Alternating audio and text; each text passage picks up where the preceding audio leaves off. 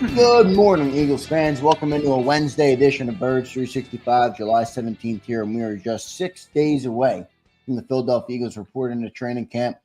Summer moved right along, and here we are inside a week now until our Philadelphia Eagles are back on the field, back at practice. Johnny Mac, how you doing on this Wednesday morning, man? Doing well. Yeah, a week away. Rumor has it anyway. Week away from first practice. We'll see what time that is, but it'll be in the morning. We know that.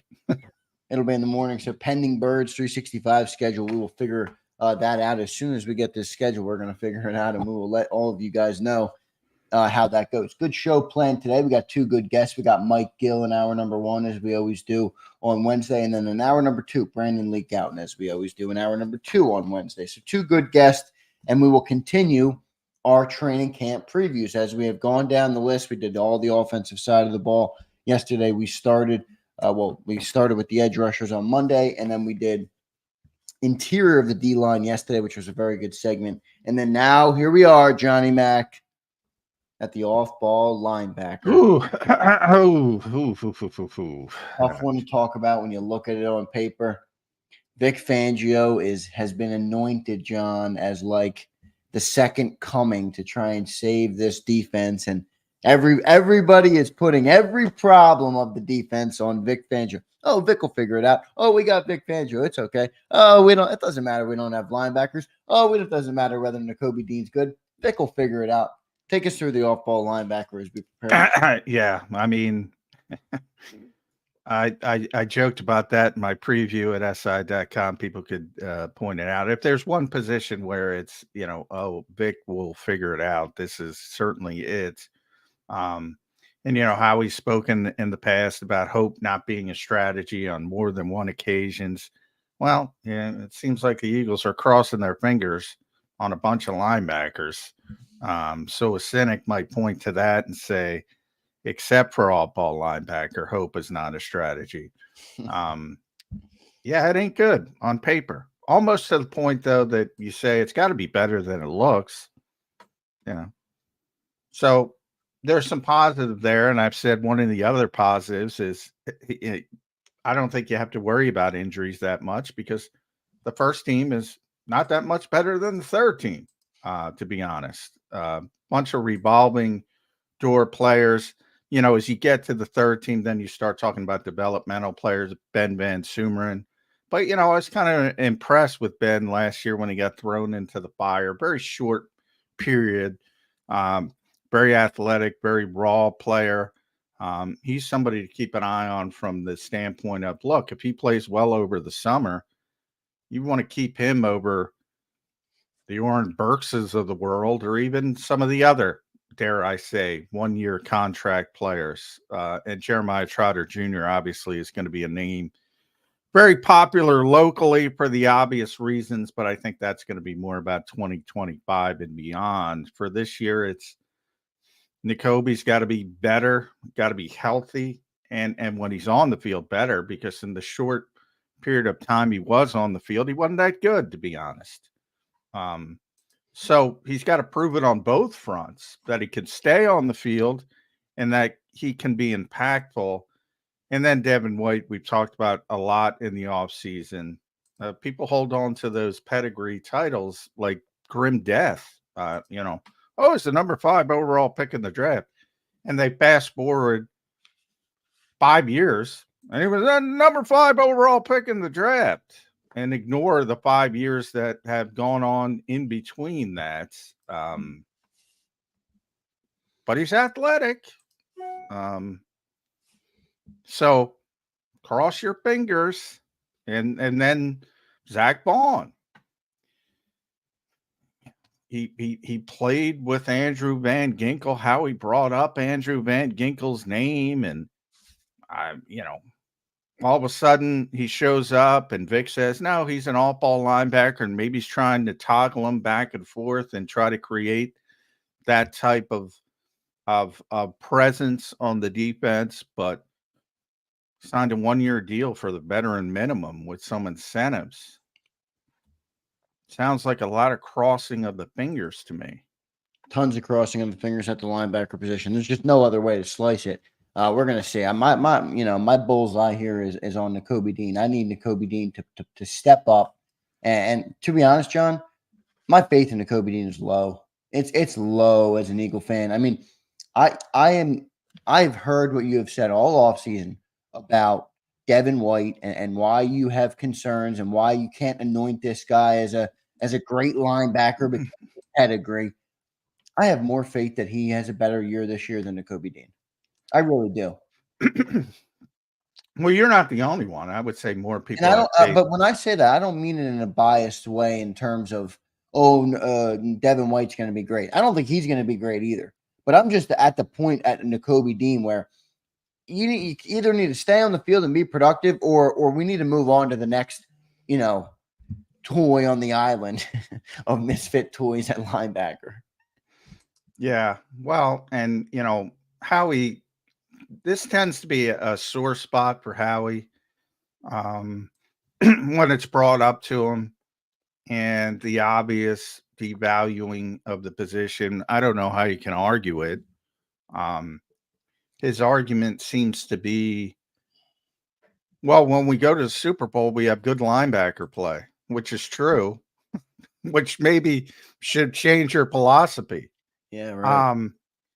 If you go back to Super Bowl 52 when they won it, you had Jordan Hicks, who was a high pick, a third-round pick, a premium pick, turned into a very good player, had some injury issues, obviously, which ironically he seemed to cure when he left Philadelphia until last season when he had a really, scary injury. But I digress. He's in Cleveland with Jim Schwartz now. But he got injured in the Super Bowl season, as he typically did. Nigel Bradham had to move over, and Nigel was a relatively cost-effective free agent signing, but he was a real free agent signing. Multiple years, Right. decent money, not crazy, but it showed a little bit. And then if you fast forward to Super Bowl 57 and you start talking about TJ Edwards developing and Kaiser White having a competent year. Again, there was more impact put on the position as far as developmental. Now you got lucky, but then when it came time to pay him, you didn't want to pay him.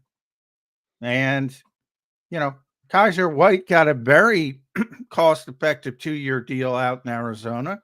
The Eagles wanted no part of it because it was 2 years. So you can't have it both ways and say, oh, when we've made the Super Bowl, we've had good linebacker play, and then you don't pay those linebackers. Look, I think they're holding on to this hope in Nakobe Dean because Bill brought that up when they're like, oh, you've devalued the position. And, Howie brought up, well, we did spend a third-round pick on Nakobe Dean, so I guess they're holding out hope. I want to welcome everybody in this morning. A lot of good people in the chat already. John, look at this. This is one of the things I love most about our Birds 365 community. So we get a couple comments this morning. Brett the Aussie. Good day from down under, ladies and gentlemen. Then we get Eagle Mike. Good morning from Montreal, Canada. Good morning, Eagle Mike. And then we get Lumpy. Good morning and greetings from Germany. We got Germany, Montreal, and Australia, and the first couple commenters of the day. That's pretty good stuff. We are talking to people all over the world, and it's honestly a great feeling. I love that all of you guys are here. We appreciate each and every one of you for being here. Make sure you drop a like on the show if you're enjoying the content. John, so what's the expectation then coming into this year? I mean, look, you're an objective person. You're an objective reporter of this football team. You do not wear eagle-colored glasses. Is this like sound the alarm bells here coming into the season on the linebacker position? Well, I mean, on paper, it's the weakest position on the team, I would argue, by far. Can it be overcome, though, John? Can it be overcome? Yeah, it can be overcome, but I think it starts with Nakobe Dean more than anybody else. I mean, yes, he's got to stay healthy. Yes, he's got to prove he's capable in pass coverage, but at least he's instinctive. Yes, he's undersized. There's a lot of question marks, but to me, he's still the one with the biggest upside, still the one with the significant upside, um, rather than a large sample size Devin White, um, or somebody like Zach Bond, who's sort of a shot in the dark, more than anything else. And then, I don't think Trotter's going to be ready this early. And when he is ready, he's very similar to Nakobe Dean. A lot of redundancy there. Not the most athletic guy in the world. And we're talking an NFL athleticism, not normal Right. people athleticism. Yeah. But very instinctive player. So very similar from that standpoint. I think, again, he'll come into it more in 2025. The guy besides Nakobe, the guy I'm intrigued by is Ben Van Sumeren. Yeah, I read your article. I kind of came away from with the same thing. Because he's like weird, freaky athlete, very similar to Devin White. Obviously, barely played at the college level. I'm not comparing them as college players, Right. and that's why he was undrafted. But he's freaky athletic, and he seemed to have a natural affinity in a very small sample size, which admittedly, but he didn't look like a fish out of water. He looked like he picked it up pretty quickly. And one of the knocks on Nakobe Dean in Tampa is freelancing, not the most instinctive guy. Maybe he doesn't have the best discipline in the world. And maybe it's one of those things where sort of like what Jeff Stoutland talks about Jordan Mailata when he talks about developing. He didn't have any bad habits to fix. It's really hard to fix bad habits that you've been doing for years and years and years. And Jordan came in as a lump of clay. Now, Ben Van Sumeren's not like that. He's played football, Right. but he played very little football. And maybe he doesn't have all the bad habits you have to correct. How about him as an instinctual player? Is he an instinctual player? Does he have that? Because a lot of times you hear, the great athletes, but they're not as instinctive. And a guy like that's TJ the Edwards, thing. he wasn't the greatest athlete, but his instincts were perfect almost at the line of scrimmage. How is Van Sumeren line up in that regard? Yeah, I mean, that's the book on Ben. That's why he didn't get drafted, because he barely played. He was very raw. And the thought process would be that you have to teach him a lot, and you do. But what I'm trying to say is when he was forced into action, for a very small period, he played like 50 snaps. So, but he looked kind of instinctive. He played 36 snaps in week 16. And he looked okay. He didn't look overwhelmed.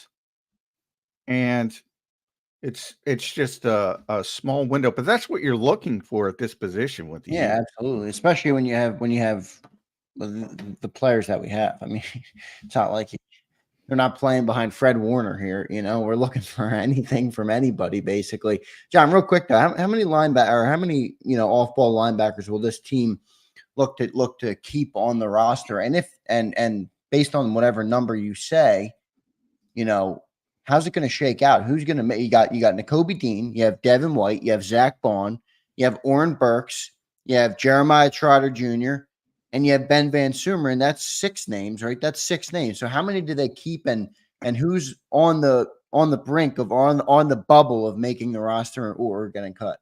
Well, Dean and Devin are Nakobe and Devin White are pretty much locked in. Yep, I would agree with that. And Trotter's going to make the team, obviously, as a rookie. So then you start finagling there. What's interesting, Oren Burks is probably, the least exciting guy, but he can handle the third linebacker role, and he's a good special teams player. But if I'm the Eagles, if Ben shows anything over the summer, and he might have a crappy summer and it might be answered for them, right? But if he shows anything, I'm keeping him over Oren Burks and or Zach Bond.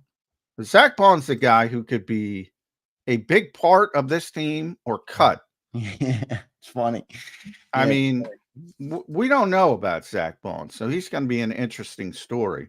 But I mean, the Eagles signed him to a 1-year deal for the veteran minimum and some decent incentives. So, 90% he's going to make the team. But if he shows up in summer and it's just awful, I mean, they can move on very easily, very easily. yeah. So we'll see how it shakes out. Curious to see kind of who makes this team. How many do you think they'll keep though, John? 4, 5, 5, 5, 5. and mainly because you need linebackers, special teams. But again, Right. 4, 5, 6 aren't that different from 1, 2, 3. To be honest, Is there any big difference in special teams ability on those back end guys? well, Like Warren Burke's a better player than Ben showed he's a good special teams player Yeah, when he so got the that could opportunity. give him an edge. Yeah. Oren's a very good special teams player in other places, but has been. Yeah, I mean, Nakobe, not so much. He's not used to playing it. So you don't want Nakobe as a backup, No. to say the least. Look, if Nakobe's a backup and a special teams player, then by all means that we failed at the linebacker position. We'll know that very early on. He's supposed to be the guy, right? I mean, he's supposed to be your number one guy.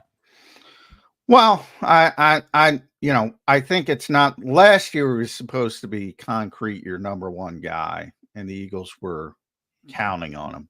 This year, I think they want to see him prove it over the summer, but they want him to be the number one guy. So it's not quite as concrete, but they certainly want it to happen. And it starts with health. He's got to be best ability is availability. Got to be on the field. And if he's on the field, and I'm not saying this is great, but if he's on the field, he's going to be the Eagles' best linebacker. Now, that might not even be good enough, but if he's on the field, he's going to be their best linebacker. John, we got a couple commenters, and this is pretty funny. Joe Ho says, Ray, who the hell is Van Sumeren? Can you walk us through, Johnny Mac? Where did Ben Van Sumeren come from? Not every fan knows who the hell Ben Van Sumeren is. Well, he was undrafted, and if this is, go back to TJ Edwards. He made the ironic transfer from Michigan to Michigan State college. Which obviously you're going over enemy lines. Just a freaky athlete, tremendously strong, tremendously fast, tests very well, but he barely played in college. So he was very raw. Nobody really knew what he was, but he runs a 4.45. I'm just pulling up his pre-draft stuff. He's got a 42.5-inch vertical leap. He's got almost an 11-foot broad jump. So those are the two things they measure explosion for, vertical jump and broad jump. And he's doing 29 reps on the bench at 6'2", 231. He's a freak athlete. But he barely played. So you're trying to tap into something. If you go way back, he played linebacker, defensive line, quarterback, running back, wide receiver. He was one of those guys that was an athlete. You'll see it in recruiting circles.